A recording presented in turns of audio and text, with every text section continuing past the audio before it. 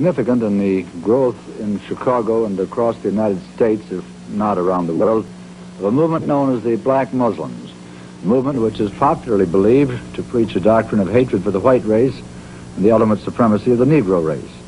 The headquarters of the Muslim movement is here in Chicago in the 5300 block of South Greenwood, and its leader now is known as Elijah Muhammad. He's in residence here.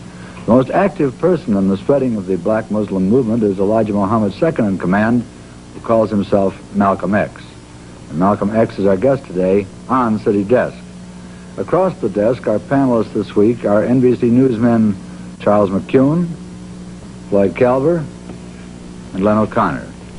And Mr. X, may I begin by asking you, if you will please, outline us platform and policies of the Muslim organization. Well, the platform that the Honorable Elijah Muhammad, our religious leader, stands upon is the platform of complete freedom, justice, and equality for the 20 million black people that are so-called Negroes here in America. And he teaches us that because of the seriousness of the condition that our people now find themselves in, that it's absolutely impossible to solve our problems with means other than religion. And he teaches us that the religion of Islam is the only religion that will instill within our people the incentive to stand on our own feet. And instead of trying to force ourselves upon whites or force ourselves into the white society or blame the white man for our predicament and constantly beg him for what he has, he says that the only way that we can solve our problem is to unite together among ourselves, among our own kind, clean ourselves up, rid ourselves of the evils that we've become addicted to here in this society, and try and solve our problem ourselves. Then I referred to the popular belief that the Muslims preach a hatred for the white race. You do not subscribe to this thing? No, I've never heard the Honorable Elijah Muhammad teach or preach hatred for anyone. He preaches hatred against evil, against drunkenness, against dope addiction, against poverty, and against having to beg for the things that a man is supposed to have. But I've never heard him teach us or any of his followers hatred toward any human being. Do you think that some of his followers possibly then have misinterpreted the word that they've heard and follow a practice of hatred for the white race? I don't think that any Muslim practices hatred toward anyone. We have businesses around the country that are patronized by whites, and we have many businesses here in Chicago, and our customers are white as well as our own kind. And a white person can go into any of these places of business, and he'll have to admit that he is treated with more respect, and he finds more dignity there than he will find among the so-called Negroes who profess to be teaching love for everyone. Twice you've referred to the Negroes, the so-called Negroes. You find some fault with this description, yes. I gather.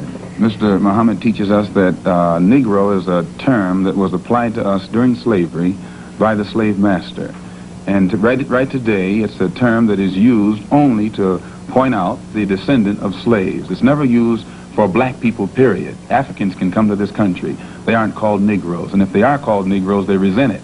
So if Negro meant black, as we've been taught, it would be a term that would be applicable to or applicable to everyone. Mm-hmm. But he says that it is something that means a slave, or something who is, it means something that has been left out of society, politically, economically, educationally, and otherwise. You don't think of it as an anthropological term? Definitely. It's not an anthropological term, it's a slave term. And it was a term that was invented in America and was used by the slave makers, slave traders, and slave masters, and attached to the property or the chattel or merchandise that our people represented in that particular day.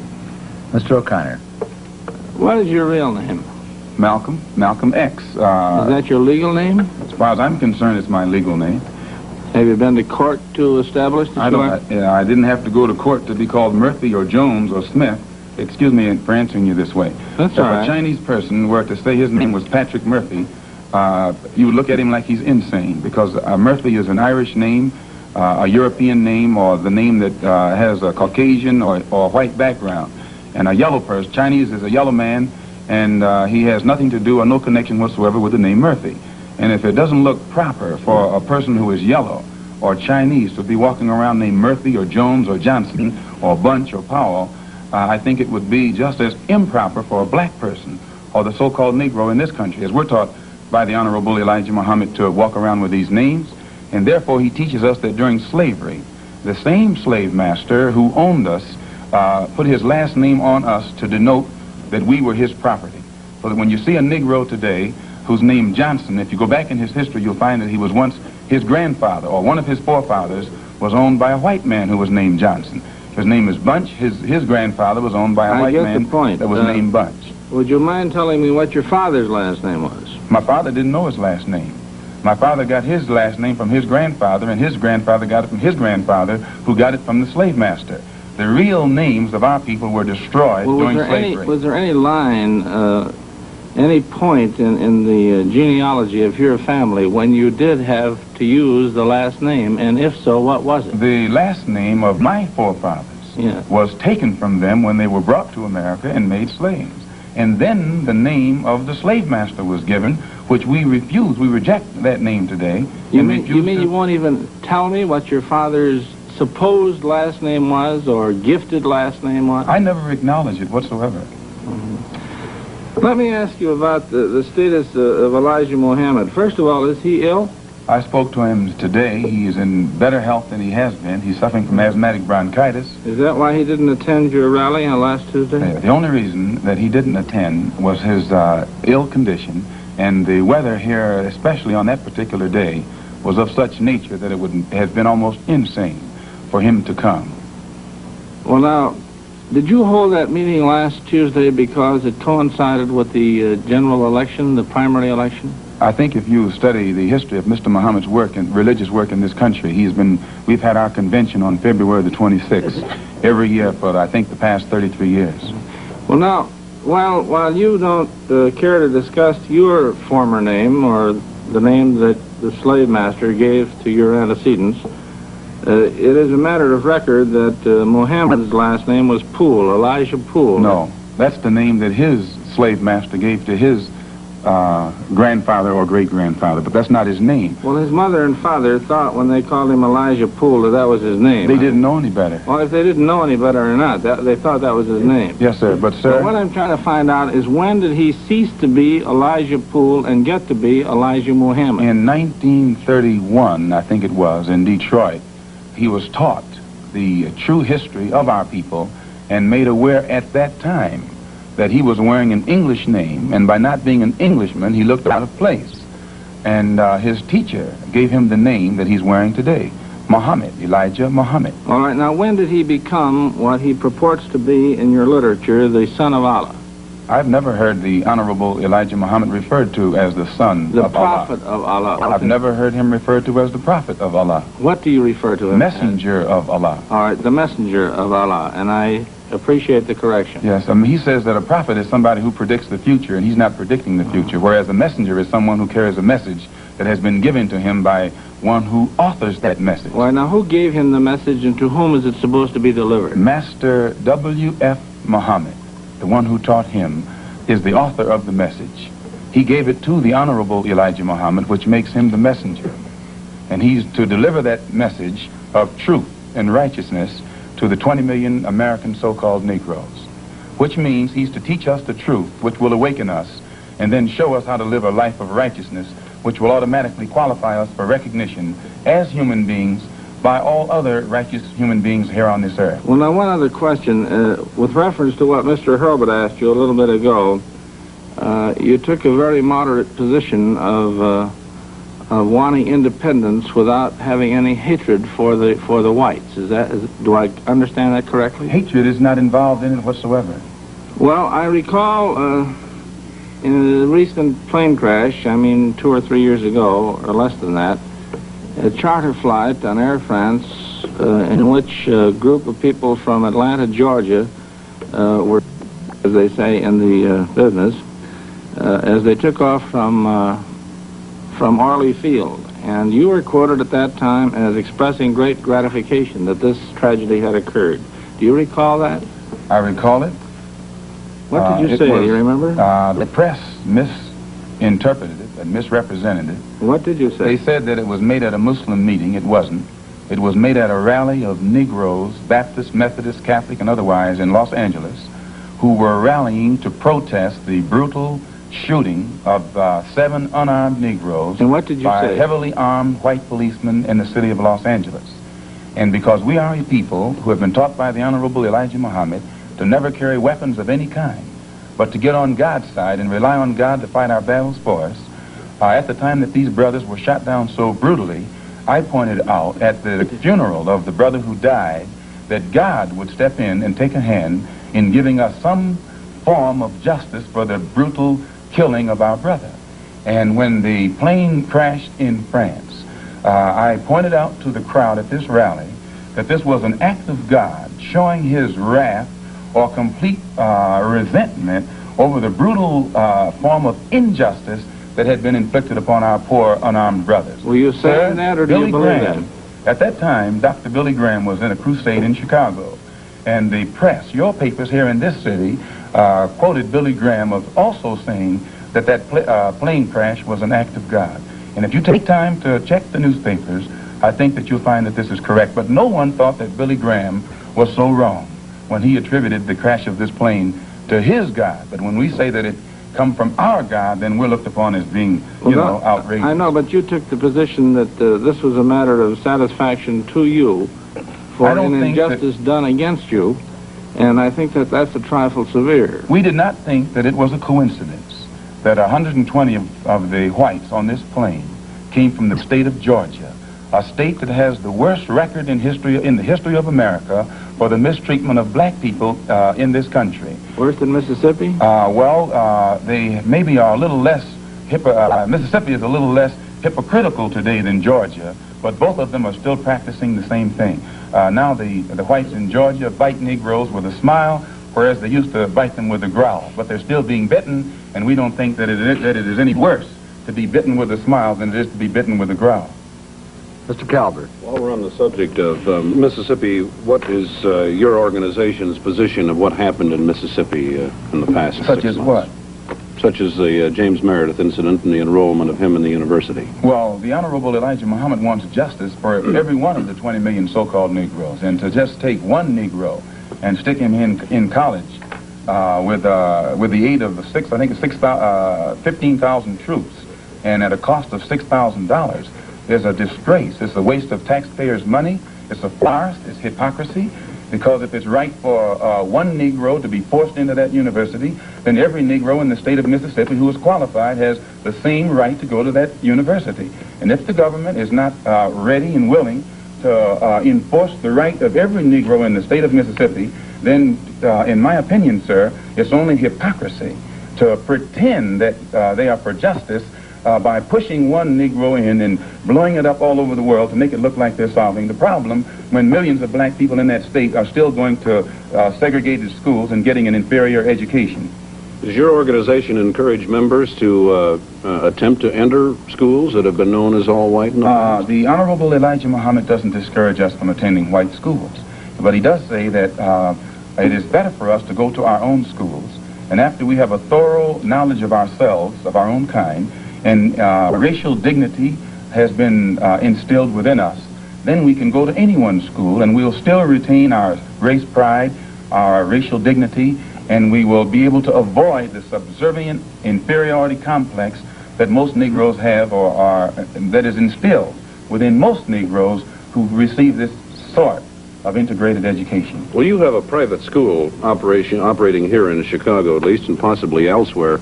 And it's been a subject of controversy lately. What is the acceptance of people who come out of your private schools into schools of higher learning? Yes, we have many students who have graduated from the University of Islam on 54th and Greenwood that are now attending other schools. In fact, just as an example, one of Mr. Muhammad's sons never attended any school in his life but the University of Islam. He later attended DePaul University. He also attended the University of Chicago, and at present he's attending Al-Azhar University in Cairo, one of the oldest Muslim schools in the world. And his daughter-in-law also, who went to school here, is attending the University of Cairo. And then we have other students who have graduated that are attending other colleges and universities in this country. And in our school, we never have any delinquency problems. We never have any dropouts. We never have any disrespect for authority or disrespect for parents. We don't have any kind of juvenile delinquency. All of the things that the regular school system is complaining about, the critics and the most severe critics of Mr. Muhammad have to admit that we aren't plagued with those same problems in our own schools. I have listened to your leader, at least on one occasion in convention here. It was 2 years ago, and at that time he advocated the separate state proposition of giving the what you call the so-called American Negro a separate state in which to live, to make their own way.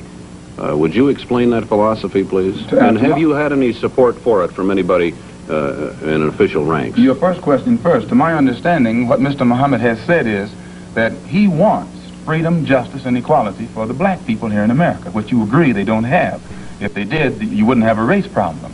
And he says, if America cannot bring about freedom, justice, and equality for our people in this country, then America should allow us to leave. If we can't get along together, we should be allowed to depart and go someplace where we can set up housekeeping for ourselves. Then he says, if America doesn't want us to go back home among our own people, and at the same time they want to keep us here, since we can't stay here and get along together in peace, he says what America should do is separate part of the country and give us a section where we can live, and give us everything we need to get our particular section functioning independently, support us for 25 years until we are able to function independently in a society of our own, and in this way the problem will be solved. Mr. McCune. You say there's no juvenile delinquency. What is the discipline that you number one, excuse me, practice? Sir. One of the first things that Mr. Muhammad teaches is you have to set an example if you want others to do right. And he teaches the grown-up Muslims to live a highly disciplined and a highly moral life of high morals. And by the parents displaying the highest of morals in front of the children at all times, automatically this sets a pattern or an example for the children. And in our schools, our children, the emphasis is placed upon the recognition of authority. And by the children recognizing authority and respecting authority, it's easy for anyone who is in authority to teach the child and discipline the child and make the child aware of the importance of living a life in accord with the law even after he grows up. How did you happen to join the Muslim movement? I was in prison. I was a very wayward, criminal, backward, illiterate, uneducated, and whatever other negative characteristics you can think of type of person until I heard the teachings of the Honorable Elijah Muhammad. And because of the impact that it had upon me in giving me a desire to reform myself and rehabilitate myself for the first time in my life, and also being able to see the effect that it had upon others, this is what made me accept it. And plus, prior to hearing what he teaches, I had no interest whatsoever in anything serious or any kind of educational pursuits. And I noticed that after being exposed to the religious teachings of the Honorable Elijah Muhammad, immediately it instilled within me such a high degree of racial pride and racial dignity that I wanted to be somebody, and I realized that I couldn't be anybody by begging the white man for what he had, but that I had to get out here and try and do something for myself or make something out of myself. What has been the growth of the Muslim movement? There are conflicting reports as to how many Muslims there are in the United States. Can you tell us? Well, most critics say that the dissatisfied follow Muhammad, that the unemployed and the oppressed follow Muhammad. And I think you'll agree, the sociologists, the economists, and other experts say that the masses of black people are dissatisfied, unemployed, oppressed, and fed up. So that he actually gets his support at the mass level. But now you have other Negroes at the class level who pretend not to go for him, because usually their job has been given to them by the white man. They have positions to which they have been appointed, and they think that the only way that they can protect their job is by pretending in front of the white man that they don't go for Mr. Muhammad either. But you find that he gets how many Muslims do you say there are in numbers? I couldn't say. I've never heard him say, and he's the only one who would know. 500,000? I couldn't say. I think that anyone who does say is not in a position to know, and anyone who knows wouldn't say. What do you think that the Urban League and the NAACP have accomplished for your people? What's your attitude toward them? Well, in their own way, they have been doing their best to bring about freedom, justice, and equality and human dignity for the black people in this country. But today you have such an intense degree of dissatisfaction and impatience existing among our people at the mass level that it is almost impossible to come to them with a program that's going to take another 100 years to solve their problem, and they still be satisfied to wait. So that they have, the Urban League and the NAACP has done a good job within their understanding. But today it takes more immediate solutions. And the solution that the Honorable Elijah Muhammad has is immediate. It's more practical. You think they're not moving fast enough? Well, they're moving as fast as they can. But that's not fast enough for the masses of black people. If a person is sitting on a warm stove and you get ready to let him up, no matter how slow you are, he has patience because it's only warm. But the masses of black people who are sitting on a hot stove, they're impatient. And no matter how fast you say progress is being made toward letting them up, that progress is not fast enough for them. Well, the NAACP and the Urban League have both been critical of the Muslims. The NAACP and Urban League have been maneuvered into criticizing us against their own will. Usually the divide and conquer tactics have always been used by the oppressor to keep the oppressed oppressed. And the NAACP has been used against the Muslims. Efforts have been made to use us against them, but the Honorable Elijah Muhammad says he'll work with the NAACP, the Urban League, and any other Negro organization that wants to uplift the black man as long as it doesn't conflict with our religious principles. Well, I remember once when Elijah was quoted as having said that the Urban League and the NAACP sold out to the white man. Has he ever made that statement to my knowledge, I don't think that he has said that they sold out to the white man. I've heard him say that. Is that his feeling? The NAACP has been in existence for 54 years. And they elect a new national president every year, and they have never elected a black man to sit in that capacity. Arthur Spingarn has been president of the NAACP for 24 years. And so in this sense, it means that either they're practicing the same discrimination that they accuse the white man of practicing, they're practicing it themselves, or else they're not qualifying other Negroes in that organization for the positions of leadership. This is our only criticism. You personally feel that they have sold out to the white man? You personally feel that those organizations have sold out to the white man? I don't think that they would knowingly allow themselves to be used or misused against their own people. So if they are failing to do the job that our people expect of them, probably it's just through lack of understanding. But today their understanding is increasing, and you'll find that they're developing a better ability to work with all different factions for the betterment of our people. Malcolm, how do you yourself feel about the white man? I believe that the white man has done a great injustice to the black man in this country by having kidnapped our people and brought us here and down to the level that we're on today. And today, instead of approaching the factors that their original mistake has created, instead of approaching these factors objectively and realistically, the greatest sin that they're doing now is trying to pretend that they never committed a crime, that they never did any wrong. And when the Honorable Elijah Muhammad points out the injustices that our people are suffering, they make that sin worse by accusing him of teaching hate, or by accusing him of black supremacy, or by accusing him of advocating violence, simply because he is pointing out the real factors in the problem. We have a little time left. You don't have to hurry so much, Malcolm. You were born in Omaha, is that right? Yes, sir. And your family left Omaha when you were, what, 1 year old? I imagine about a year old. And why did they leave Omaha? Well, to my understanding, the Ku Klux Klan burned down one of their homes in Omaha. They had a lot of Ku Klux This made your family feel very unhappy, I'm sure. Well, insecure, if not unhappy. So you must have a somewhat prejudiced point of view, a personally prejudiced point of view. In other words, you cannot look at this in a broad academic sort of way, really, can you? I think that's incorrect, because despite the fact that happened in Omaha, and then when we moved to Lansing, Michigan, our home was burned down again. In fact, my father was killed by the Ku Klux Klan. And despite all of that, no one was more thoroughly integrated with whites than I. No one has lived more so in the society of whites than I. And it was only until I became a Muslim that I ceased living in the society of whites. You say you were thoroughly integrated with the whites, Malcolm. Yes. Do you have white people in your family background? Definitely. Most Negroes in this country have whites in their family background. How are you going to differentiate between the white blood that's in you and the Negro blood that's in you? And you don't mind my using the term Negro because you use this yourself. I use it interchangeably. I know you do. Why do you do that? Well, I use it if it fits the purpose to use it, but I use it against my will.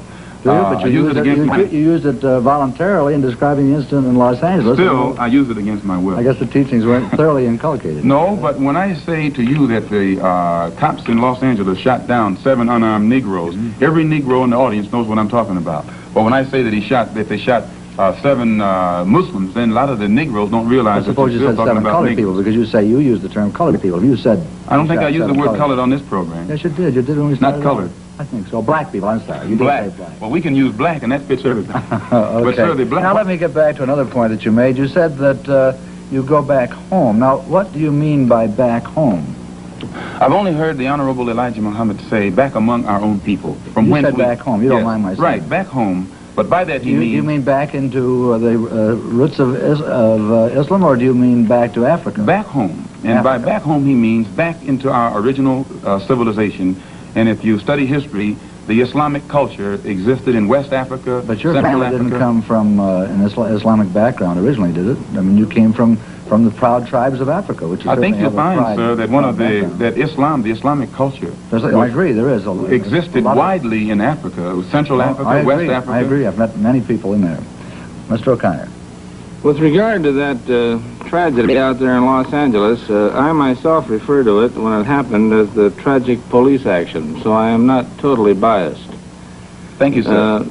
Coming from Muhammad Speaks, which is the publication of your cult or your religion, Elijah Muhammad referred to the policemen out there, the white policemen, as devils. He said, "There is no justice here for us black people. There is no future for us nor our children in civilized America." Doesn't that imply that you're going to get out, or that's his wish that you get out? If he referred to those policemen out there as devils, who were heavily armed and knew that the Negroes whom they were shooting down in cold blood were not heavily armed, I don't think that those policemen themselves would deny that they're devils, nor would any Negro who witnessed such a deed deny that they are devils. Well, about the other part of it, there's no justice here for us black people. There's no future for us nor our children in civilized America. And I didn't make that up. He said it in his own And he's correct in what he says, sir. Well, what does it mean? Does it mean you're going to get out, or It what? means the same thing that Attorney General Robert Kennedy means when he says that the #1 domestic problem in America is the race problem. That it is almost impossible to solve it. It's almost impossible to give justice to Negroes. One brief thing further. I read also in Muhammad Speaks the quotation that Elijah Muhammad is the only person on earth who is on personal speaking terms with God. Do you believe that? Definitely. You do? We're going to have to leave it at that. And Malcolm, I'm sure he's done a good job in rehabilitating you. It was a pleasure to have you on City Desk. So, brothers and sisters, we are known for having the most peaceful meeting of any large group of people. Were involved in an altercation with L.A. police that led to police opening fire, killing one Nation member named Ronald Stokes, and seriously wounding several others. The black community in Los Angeles was outraged and forged a broad-based coalition of support of the victims of the shooting. Malcolm flew out to California to speak, and a good portion of that speech was recorded. We want to show you as much of Malcolm's speech as possible. There are several jumps in the train of thought because of camera stops. We hope that you do not find this too distracting. We also hope that you'll notice how relevant Malcolm's comments are to what's going on today, despite the fact that he made them 28 years ago.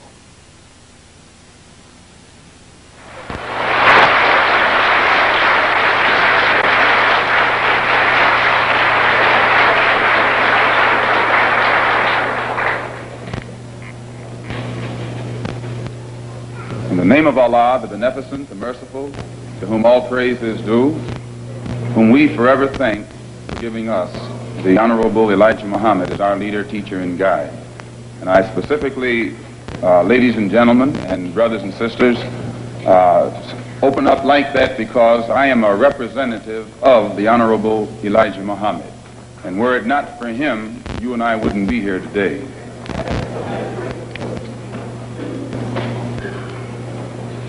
In order for you and me to devise some kind of method or strategy to offset some of the events or a repetition of the events that have taken place here in Los Angeles recently, we have to go to the root. We have to go to the cause. Dealing with the condition itself is not enough. We have to get to the cause of it all, or the root of it all. And it is because of our effort toward getting straight to the root that people oftentimes think we are dealing in hate. But first, I would like to congratulate and give praise to the Negro, so-called Negro leaders and so-called Negro organizations, and excuse me if I say so-called, it's hard for me to just outright say Negro when I know what that word Negro really means.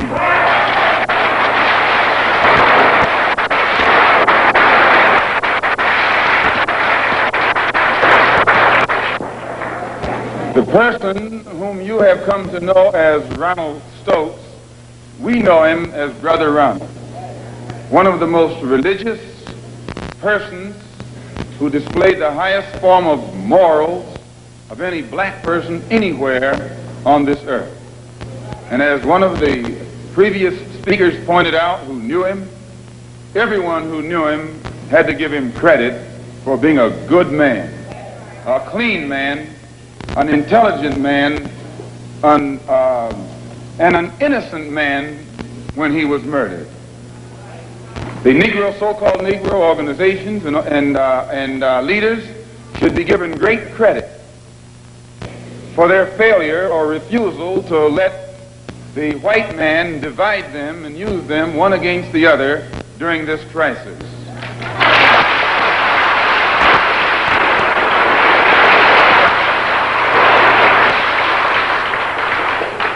As Reverend Wilfred Wilson pointed out, I think it was 8 years ago today that the Supreme Court handed down the desegregation decision.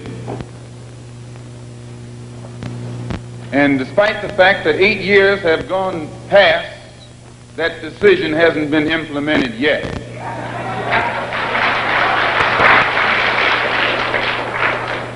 I don't have that much faith. I don't have that much confidence.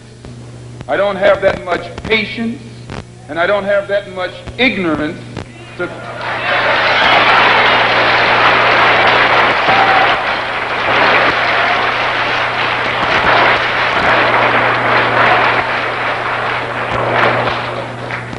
If the Supreme Court, which is the highest law-making body in the country, can pass a decision that can't get even 8% compliance with in 8 years because it's for black people, then my patience has run out.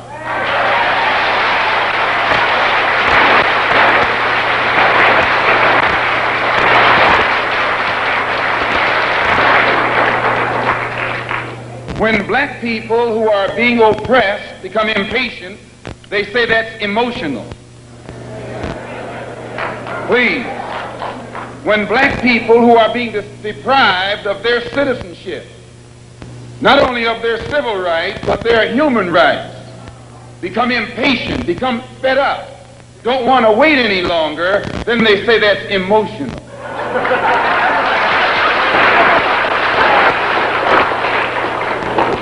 The Negro, so-called Negro leaders and organizations should be praised. They should be congratulated. They should be complimented. Because out of all of them combined, the white man has not yet found one who will play the role of Uncle Tom.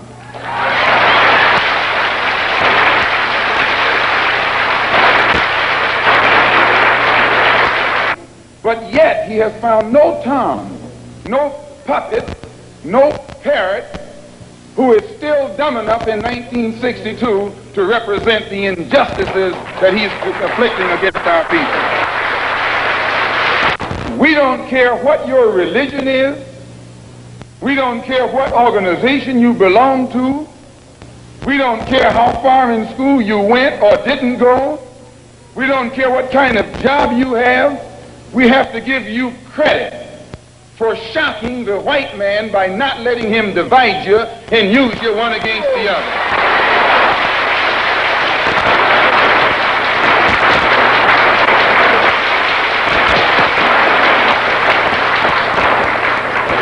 In the past, the greatest weapon the white man has had has been his ability to divide and conquer.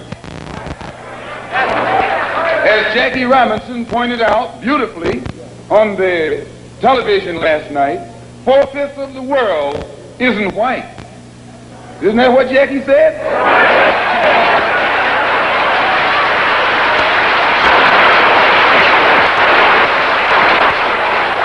And if 4/5 of the world is dark, How is it possible for one-fifth to rule, oppress, exploit, dominate, and brutalize the four-fifths who are in the majority? How do they do it? Divide and conquer. If I take my hand and slap you, you don't even feel it. It might sting you because these digits are separated. But all I have to do to put you back in your place is bring those digits together.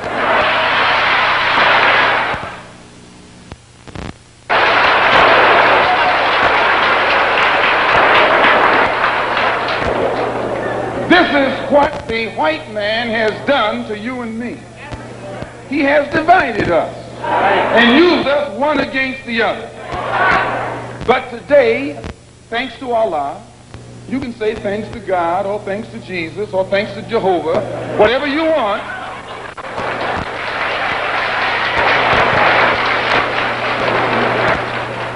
But as a follower of the Honorable Elijah Muhammad, we have been taught to say thanks to Allah. And that's what Jesus said. Jesus called on Allah. He said, Allah, Allah, lama asabachthani. I believe what's good for Jesus is good for you. If Allah was good enough for Jesus to call upon, I think he should be good enough for you to call upon. Since the so-called Negro community has shocked the white man by resisting all efforts to divide us, I think that you and I should continue to shock him by staying and working together in unity. Despite religious, political, economic, or educational or social differences, let us remember that we are not brutalized because we're Baptists.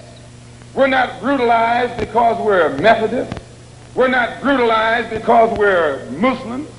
We're not brutalized because we're Catholics. We're brutalized because we are black people in America. Here, your mother is being raped and you're not supposed to be emotional. Your women, please, your women can't walk the street without some cracker putting his hands on her, and you're not supposed to be emotional.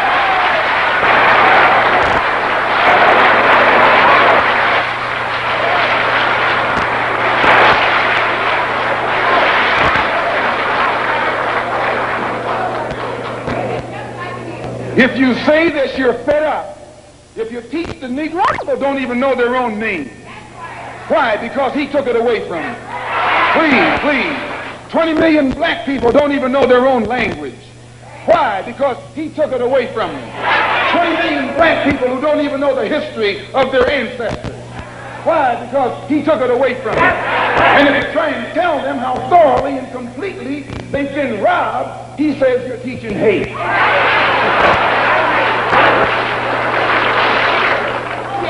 That's something to think about. Today you are coming out of college. You're coming out of the leading universities. You're trying to go in a good direction, but you don't know which direction to go in. And if somebody tries to take you right to the root of your problem, they say that that man's a hate teacher. If I ask why should the senators in Washington, and then again if we tell you that Negroes are being hung on the tree or being shot down illegally, unjustly, and those Negroes should do something to protect themselves, you say you're advocating violence. The white man is tricking you. He's trapping you. He doesn't call it violence when he lands troops in South Vietnam. Please. He doesn't call it violence when he lands troops in Berlin. When the Japanese attacked Pearl Harbor, he didn't say get nonviolent. He said, praise the Lord, but pass the ammunition.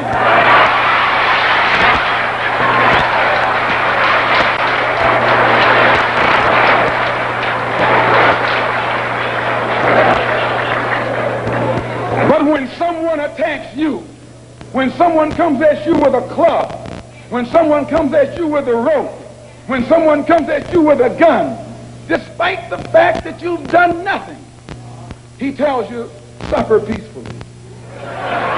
Pray for those who use you despitefully. Be long-suffering. And how long can you suffer after suffering for 400 years? So I just want to clear up that little point right there. Because he says that we play on your emotions. And when you turn on your television tonight, or your radio, or read the newspaper, they're going to tell you in that paper that I was playing on your emotions. Imagine you, a second-class citizen. That's not getting emotional, it's getting intelligent.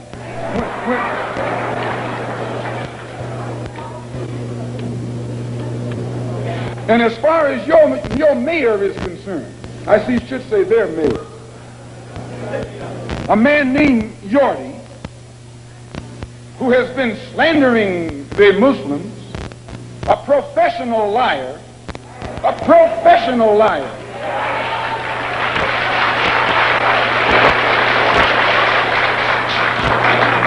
who has mastered the art of using half-truths. Put it in the paper that they broke into our religious place of worship and got records that they can use to prove that most of us have criminal records. You can't be a Negro in America and not have a criminal record.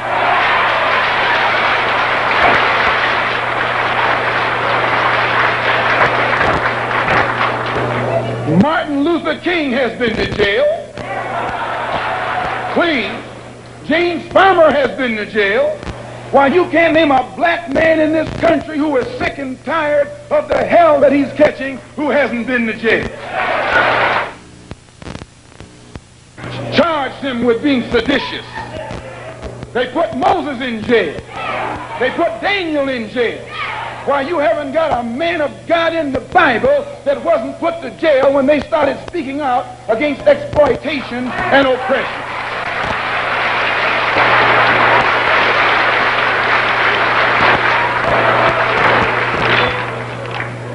They charged Jesus with sedition. Didn't they do that? They said he was against Caesar. They said he was discriminating because he told his disciples, go not the way of the Gentiles, but rather go to the lost sheep. He discriminated. Don't go near the Gentiles, go to the lost sheep. Go to the oppressed. Go to the downtrodden.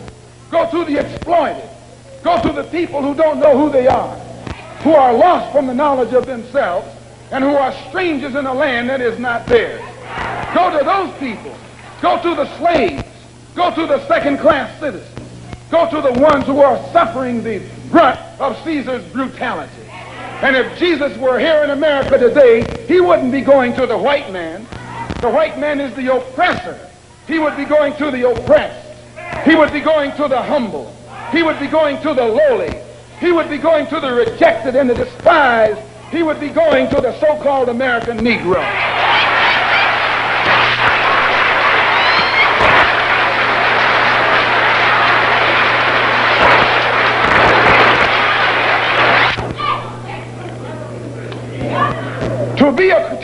To have once been a criminal is no disgrace. To remain a criminal is the disgrace. I formerly was a criminal. I formerly was in prison. I'm not ashamed of that. You never can use that over my head. And that he's using the wrong stick. I don't feel that stick.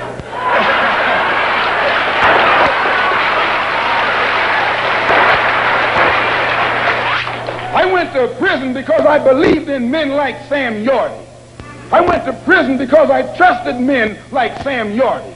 I went to prison following the philosophy of men like Sam Yorty. But since I've been following the Honorable Elijah Muhammad, I have been reformed, and that's more, please. That's more than Sam Yorty and Chief Parker and all these other white politicians have been able to do with the inmates in the prisons of this state. They should give Mr. Muhammad credit.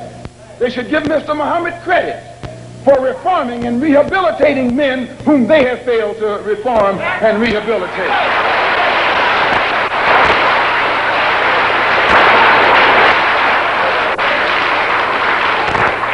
Mayor Yorty referred to some press report that Mr. Muhammad had once been found guilty of contributing to the delinquency of a minor.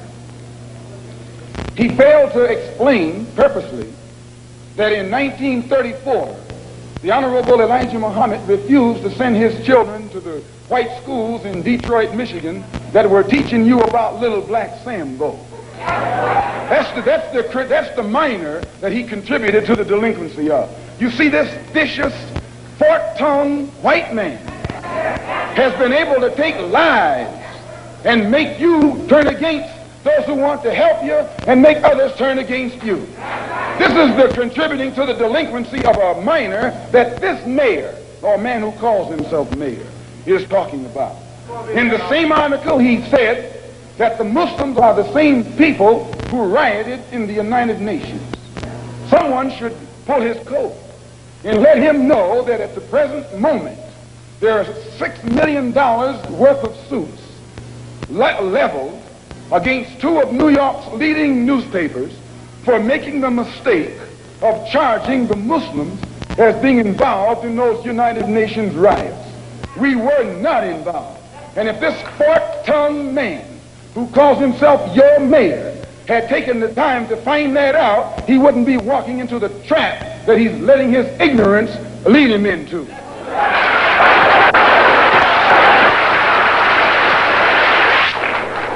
And if you would take the time to read the Washington Post that came out the Sunday after that incident took place, the Washington Post pointed out on the front page that the Muslims had nothing to do with the UN riots. And they quoted, in saying so, the person who was at that time the commissioner of police in New York City.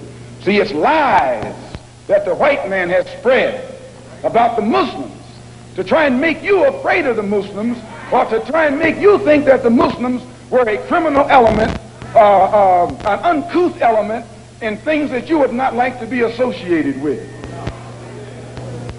Also, they say that I'm just clearing these things up, and then we're going to get into what happened. They also say that the Honorable Elijah Muhammad was a draft dodger. No, he wasn't. He just refused to go to the army because he was a man of peace. He was a minister of a religion of peace. He was teaching peace. So he outright refused to go to the army. That's not draft dodging. That's intelligence. Here before the grand jury, because the coroner's jury is stacked against Negroes. The grand jury is stacked against Negroes. The press, the radio, the television, and the newspapers are stacked against Negroes. But please, the Los Angeles Police Department is stacked against Negroes. He is stacked against all Negroes, all except those whom he has appointed to high positions. The control press, the white press, inflames the white public against Negroes. The police are able to use it to paint the Negro community as a criminal element. The police are able to use the press to make the white public think that 90% or 99% of the Negroes in the Negro community are criminals. And once the white public is convinced that most of the Negro community is a criminal element, then this automatically paves the way for the police to move into the Negro community, exercising Gestapo tactics, stopping any black man who is on the sidewalk, whether he is guilty or whether he is innocent, whether he is well dressed or whether he is poorly dressed, whether he is educated or whether he is dumb, whether he's a Christian or whether he's a Muslim. As long as he is black and a member of the Negro community, the white public thinks that the white policeman is justified in going in there and trampling on that man's civil rights and on that man's human rights. Once the police have convinced the white public that the so-called Negro community is a criminal element, they can go in and question, brutalize, murder unarmed, innocent Negroes and the white public is gullible enough to back them up. This makes the Negro community a police state. This makes the Negro neighborhood a police state. It's the most heavily patrolled. It has more police in it than any other neighborhood, yet it has more crime in it than any other neighborhood. How can you have more cops and more crime? Why? It shows you that the cops must be in cahoots with the criminals.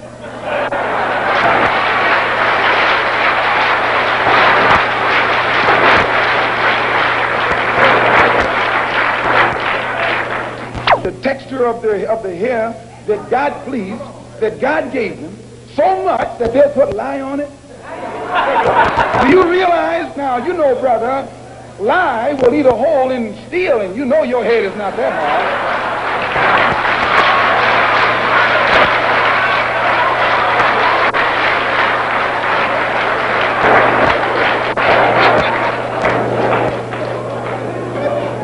Who taught you, please, who taught you to hate the texture of your hair? Who taught you to hate the color of your skin to such extent that you bleach to get like the white man? Who taught you to hate the shape of your nose and the shape of your lips? Who taught you to hate yourself from the top of your head to the soles of your feet? Who taught you to hate your own kind? Who taught you to hate the race that you belong to? So much so that you don't want to be around each other. No, before you come asking Mr. Muhammad, does he teach hate, you should ask yourself, who taught you to hate being what God gave you?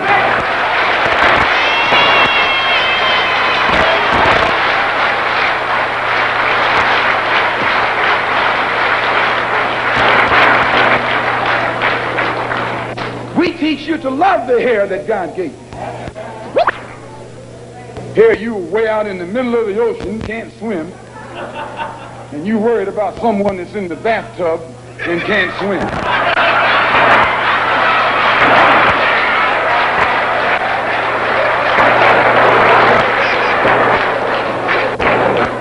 We don't steal, we don't gamble, we don't lie, and we don't cheat.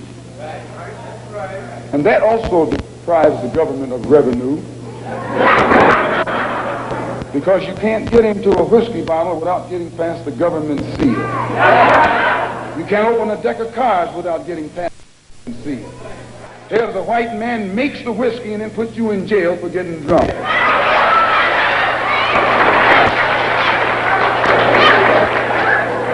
He sells you the cards and the dice and puts you in jail when he catches you using them. So he's against us because we fix it where he can't catch you anymore. We take the dice out of your hands and the cards out of your hand and the whiskey out of your head. The most disrespected person in America is the black woman. The most unprotected person in America is the black woman. The most neglected person in America is the black woman. And as Muslims, the Honorable Elijah Muhammad teaches us to respect our women and to protect our women. And the only time a Muslim really gets real violent is when someone goes to molest his woman. We will kill you for our woman. I'm making it plain, yes. We will kill you for our woman. We believe that if the white man will do whatever is necessary to see that his woman gets respect and protection, then you and I will never be recognized as men until we stand up like men and place the same penalty over the head of anyone who puts his filthy hands out to put in the direction of our women.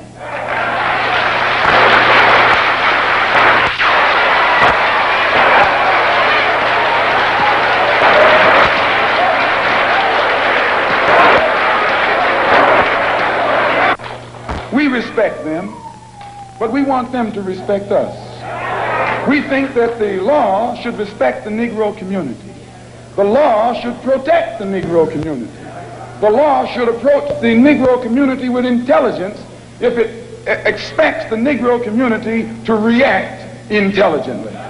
So the Honorable Elijah Muhammad teaches us to always avoid anything that smacks of disrespect for the law. And if the police department tells the truth, they will have to admit that they have never had any experiences with Muslims that have ever been anything other than honorable, unless they themselves come at us in a dishonorable way.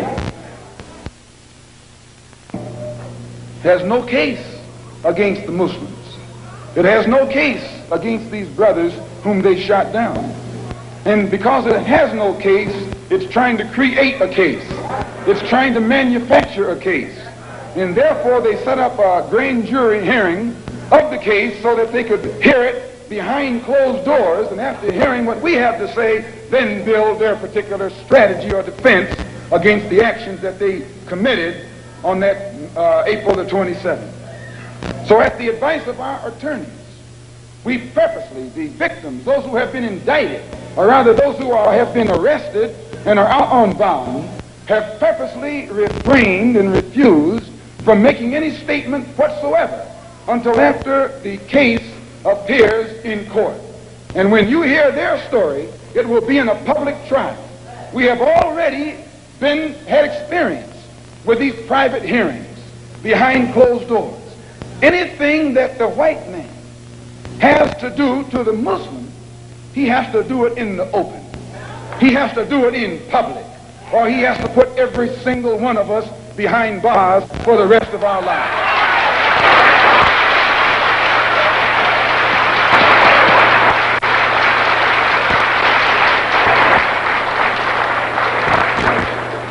When Mayor Yorty called for a government investigation of a religious group that has the highest moral standard of any group in the Negro community, Mayor Yorty was giving you an example of what Hitler did in Nazi Germany when he began to go on the rampage.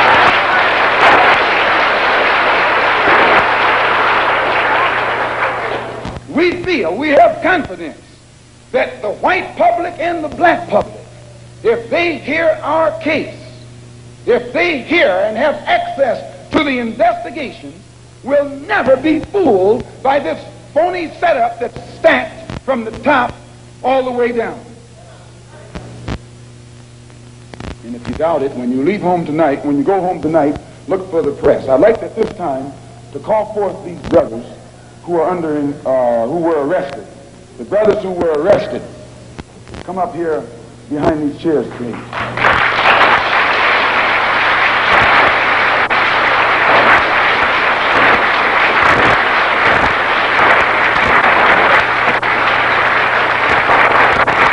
They were suspects. This wouldn't happen in a white neighborhood. White man can walk down the street with packages on his head, packages under his arm, and packages everywhere else, and won't anybody question his right to carry those packages. But a Negro is suspect because the press makes you suspect. Yes, the white press makes Negro suspect. What do you got? All the information you need, officer. And the officer made one stay at the rear of the car and the other go to the front of the car. And while he was taking the one to the front of the car, the polite attitude, the humble air, the submissive, intelligent, peaceful spirit that he unexpectedly found in this Negro infuriated him. And he began to, he told the brother, put down your hands. Brother was talking, he's not a criminal. A man has a right on the sidewalk to talk with his hands. Put down your hand, don't talk with your hands. And when the brother continued to gesture with his hands, the officer grabbed his hand, twisted it around behind his back, flung him up against the car, and then that's when hell broke loose. That was when hell broke loose. A struggle ensued. Shots were fired by the police and by a Negro door shaker.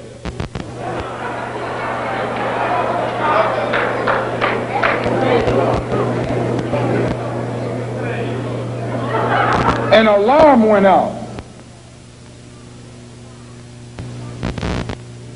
When the alarm went out, instead of the police going to the place where the incident occurred, the police went 1 block away to the temple. When they arrived there, they got out of their cars with their guns smoking. You would have thought it was Wyatt, what his name? Wyatt Earp. I'm telling you, they came out of those cars, and we have enough witnesses to hang them with their guns smoking. Chief Parker knows this, Mayor Yorty knows this, and every police official in the city knows that. They didn't fire no warning shots in the air. They fired warning shots point blank at innocent, unarmed, defenseless Negroes. As I say, 2 of the brothers were shot in the back. Another was shot in the shoulder. Another was shot, 2 of them were shot, excuse the expression, through the penis.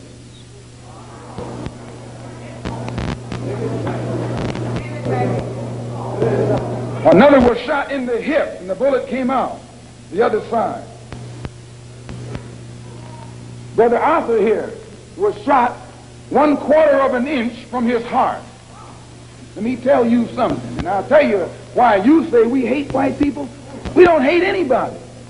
We love our own people so much they think we hate the ones who are inflicting injustice against them.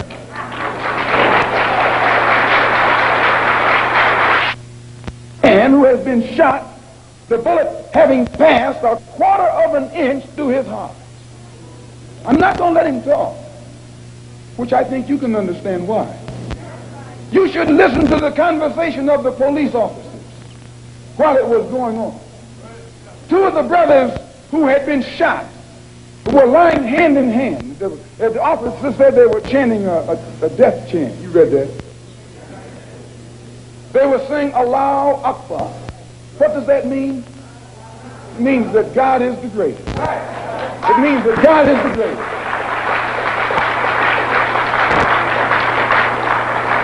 Understand, this that the white officer called a death chant was a prayer. They were praying when they were shot down. They were saying, Allahu Akbar. And it shook the officer up because they haven't heard black people talk any kind of talk but what they taught them.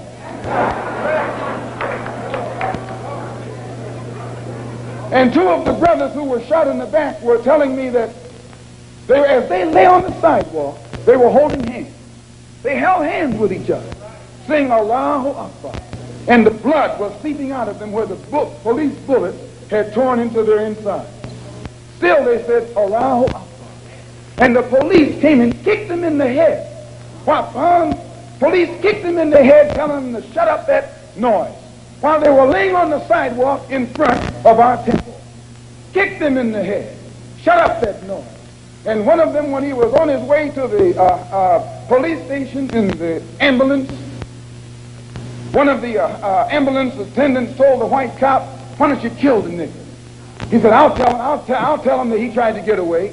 Why don't you kill the nigger while you got a chance? And I'll swear that he tried to get away. If he didn't say this, then I need to be put in jail, and I'll gladly go. One of them who was being taken to jail in a police car. As the ambulance sirens were coming to the place, one of the policemen said to the other, what are the ambulances rushing for? Nothing but some niggers. So he looked in and saw the Muslim brother sitting beside him, and he said, and he shut up. But after he got to the jail, the same officer that said this turned to the brother and said, I hope that you didn't get offended by what I said back there under the heat of emotion, because some of my best friends are colored. This is what he said. That's his password. Some of my best friends are colored.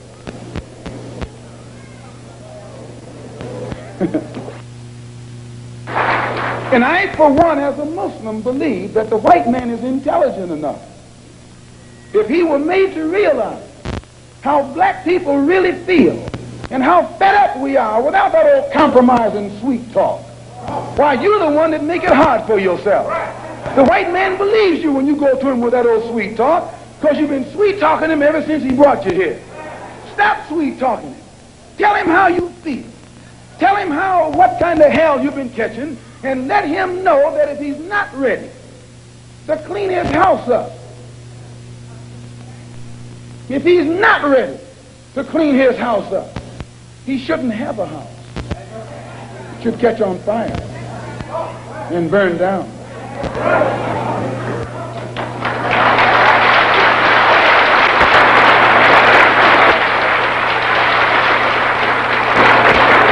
Muslims, we identify ourselves with the dark world. So we're not any minority. We're part of the majority, and the white man is the minority.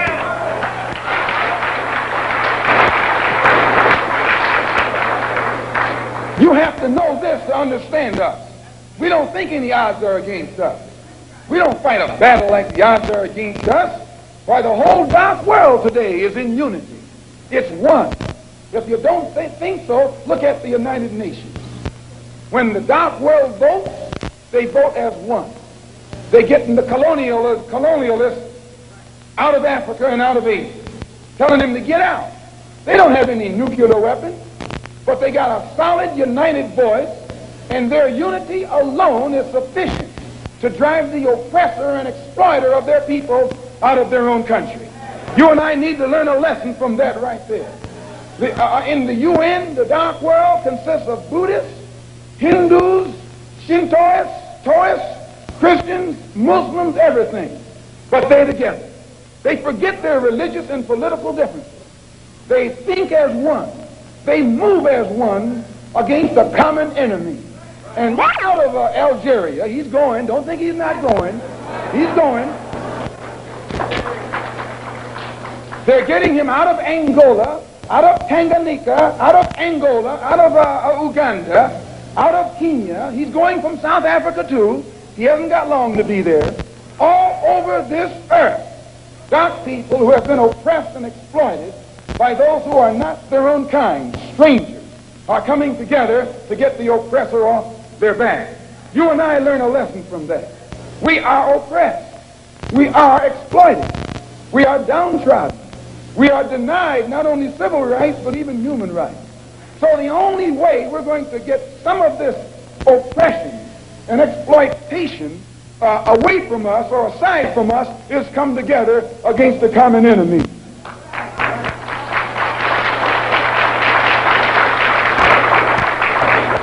When they sat down at the Bandung Conference, everyone there had this in common: a dark skin.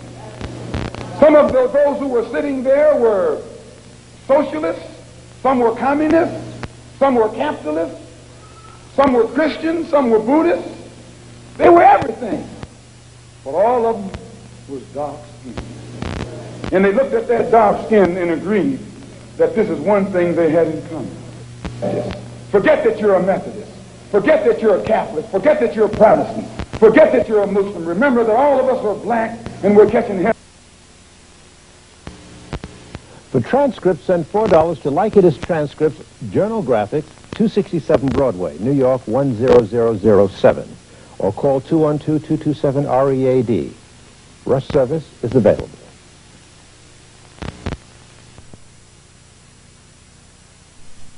Who is the black man? The black man in the West has ceased to be black. Not of his own volition, but he's actually been stripped of his blackness. He has been stripped of the language of the black man. He couldn't speak the language of his own people. He had to speak the language of strangers. And today, he speaks the language of strangers. He knows nothing about the indigenous language of his people prior to being brought into the Western Hemisphere. He has been stripped of the black man's name. He has been stripped of the black man's culture, and actually also stripped of the black man's history. And just as a tree without roots dies and becomes dead, when a people becomes stripped of their history or their historic roots, they also become a dead people. And for this reason, the condition of the black man in the Western Hemisphere has been that of a dead man. And this dead thing was also dehumanized. The slave masters robbed us of everything that we could use to prove that we were a part of the human family, the black family. And this is the condition that our people in the West are in today.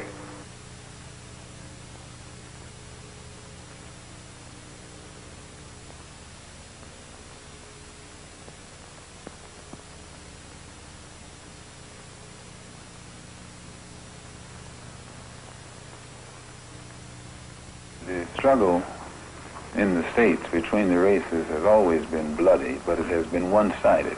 The Negro has been doing most of the bleeding, but I believe he's beginning to feel that bleeding should be reciprocal. It should be done equally on both sides. Everybody should bleed. If the Negro is going to bleed, everybody should bleed. And I think he's beginning to see this, that it should be equalized.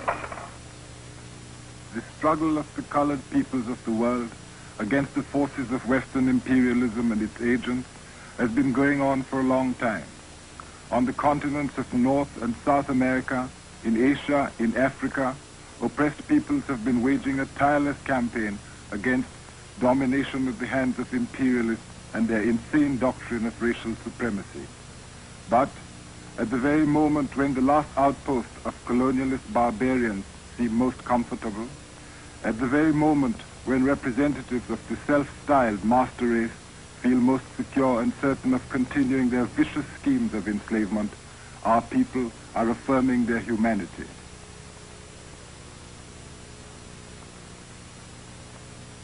We are demanding an end to centuries of exploitation. We are proving that imperialism, far from being invincible, is now on its last legs. Indeed, throughout the world, the colored peoples are mobilizing and uniting their ranks to intensify and to speed up the certain death of colonialism and neo-colonialism. We are preparing ourselves for the final showdown with the well-known enemies of human rights and human dignity. Today, intimidation through fear and the reign of the Ku Klux Klan is facing destruction. And what is the actual situation in the United States, where over 20 million colored people virtually live as a colonized nation under racist and economic oppression? Well, for the past 10 years, the struggle in America has been confined to what has been projected to the public as a civil rights struggle. And in that context, it has remained a domestic problem. It has remained within the jurisdiction of the United States. And as such, it has been impossible for the Afro-Americans or American Negroes to try and enlist the support of other dark-skinned people who were being oppressed the world over in that struggle. And the difference now in the direction that the struggle is taking from the direction that the struggle has been going in the past, there are many of our people who are thinking more deeply and more broadly and are beginning to see the importance of lifting it out of the national context or out of the domestic context or beyond the jurisdiction of the United States government. And the only way this can be done is by internationalizing the problem and putting it at a level where it can be taken into the United Nations, and then all of the other independent nations on this earth can involve themselves in our struggle and support us. And the only way by which this can be done, instead of it being called civil rights in the future, we're going to have to label it a human rights struggle or the struggle for human rights. And as such, we can then take it into the United Nations through the avenues that have been set up by the United Nations Commission on Human Rights. We can take our problem before the United Nations in the same manner that the problem of South Africa, Angola, Mozambique, Hungary, the Arab refugee problem, it becomes a world problem. And as a world problem, then the Afro-American or the so-called Negroes have more of a chance of getting some real meaningful results, because it's not left up to the one who's responsible for it anymore. but it's put at a level where the whole world can see that our plight is wrong, and they can bring the moral support of the entire world on our side against this force that has stood in our path in the past. It also makes a difference in the leadership. Those who have been posing as leaders of our people in America in the past, they can pose on this local stage where Uncle Sam is the master of the show and can prop them up and make them look good or make them look better than they actually are by giving them token gains and building them up an image. But when they step onto the international stage or the world stage, then Uncle Sam can't prop them up anymore. And their ability or lack of ability becomes exposed. And if they can lead us forward, they remain leaders. But if they can't, then they have to step aside, and more qualified and bona fide leaders step up from the masses of our people, and then we get faster progress, we get more results. Malcolm X came from the masses as a genuine leader of his people.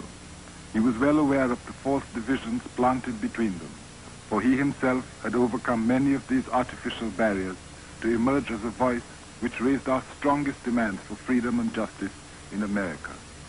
This man combined his recognition of the chief enemy of the African and Afro-American people with an objective knowledge of where our strength lay. He talks about the black intellectual, he talks about education, revolutionary education, he talks about the tasks of our women. Well, in the past, the Afro-American or American Negro intellectual perhaps permitted himself to be used in a way that wasn't really beneficial to the overall Afro-American struggle. But I think today these intellectuals have begun to undertake a new appraisal of the problem, looking at it as it actually is, and are beginning to see it more in the international context and the relation that it has with the African struggle.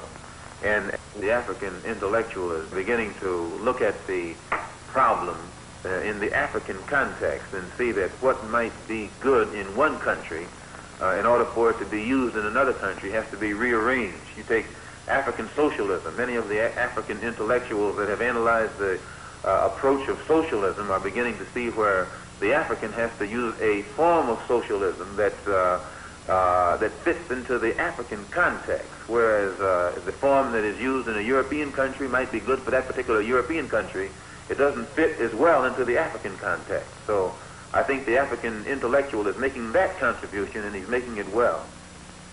One thing that I became aware of in my traveling recently through Africa and the Middle East, in every country that you go to, usually the degree of progress can never be separated from the woman. If you're in a country that's progressive, the woman is progressive. If you're in a country that reflects a consciousness toward the importance of education, it's because the woman is aware of the importance of education.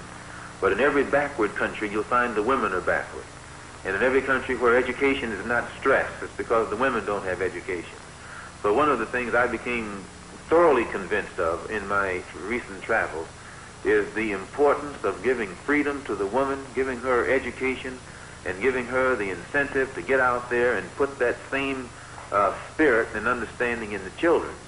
And I frankly am proud of the contribution that our women have made in the struggle for freedom. And I'm one person who's for giving them all of the leeway possible, because they've made a greater contribution than many of us men. And one of the best ways that they can help is to encourage the man, try and inspire him to be more militant, and turn him away from being nonviolent and passive and meek and Uncle Tomish. Make him aware that the black woman wants to see her man be a man, instead of around here using religion as an excuse to be a coward, and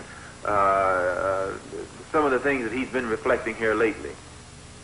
Freedom by any means necessary was the battle slogan of Malcolm X, for he knew that in America the condition of the vast majority of the 22 million black people is very close to the condition of 11 million Africans under the fascist South African regime. He also knew of the resources of the people of African ancestry outside of Africa. Time and time again, he called on our oppressed brothers everywhere to fight against the type of slavery which the United States imposes on all of us.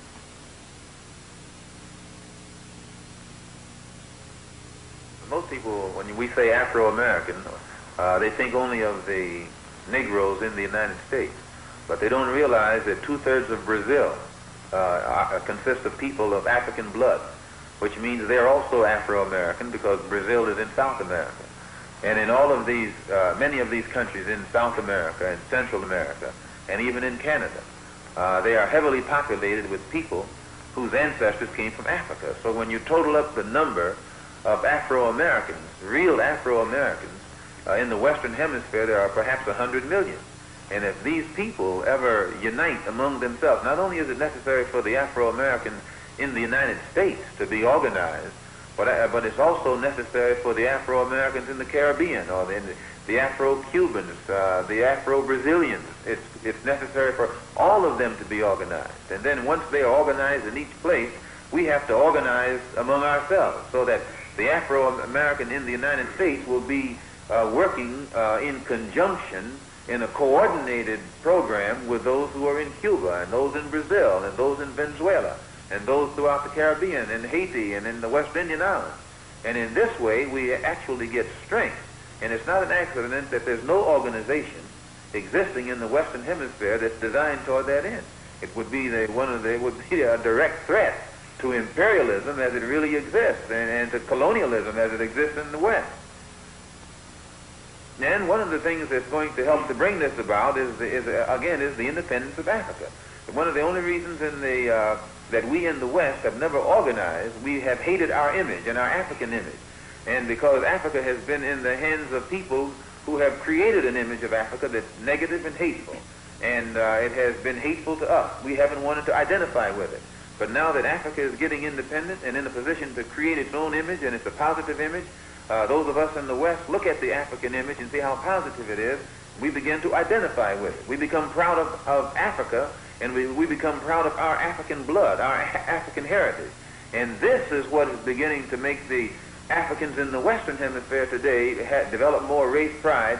And as this race pride develops, then it has a tendency to make us want to unite together and work together. And your Western imperialists and colonialists consider this to be a grave threat.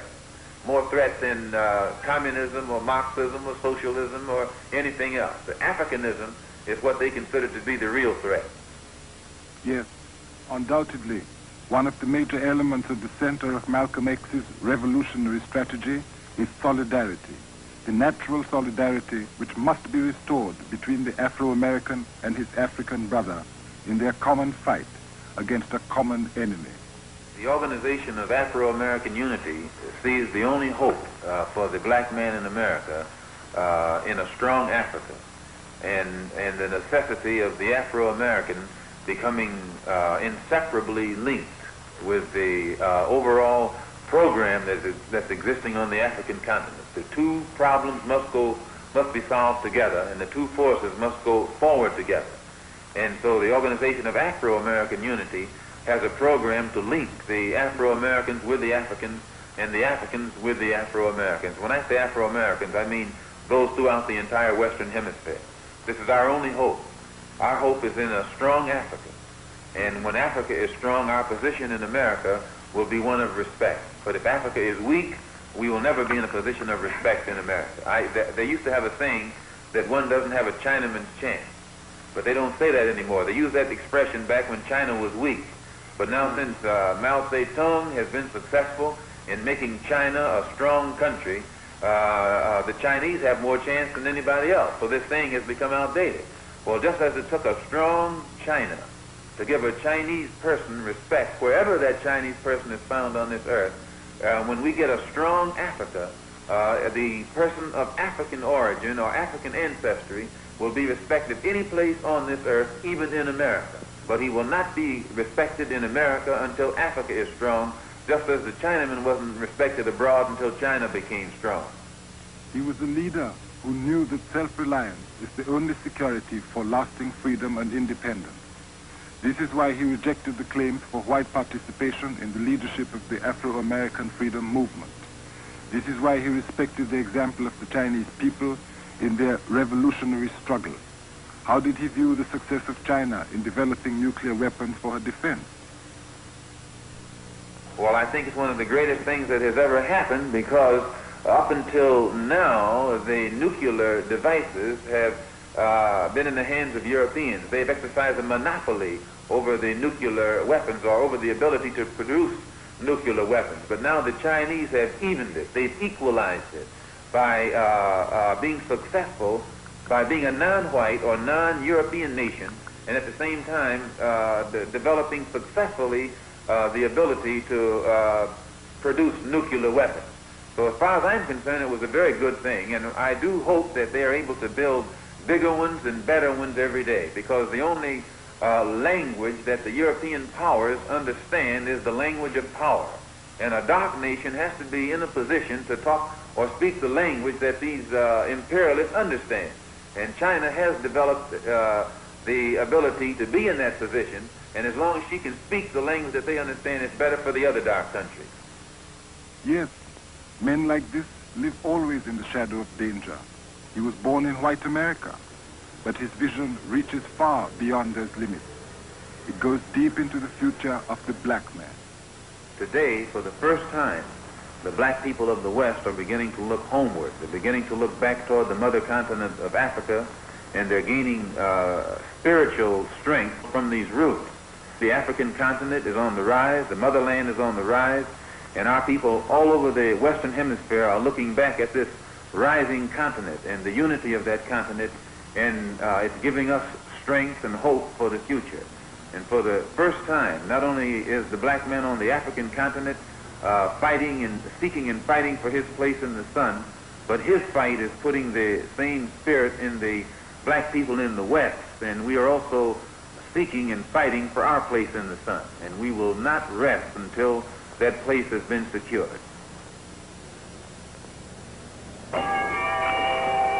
What's your plan now? I'm going back to the States first and see how my family is doing, you know. Yes. Got a family there. And see what develops.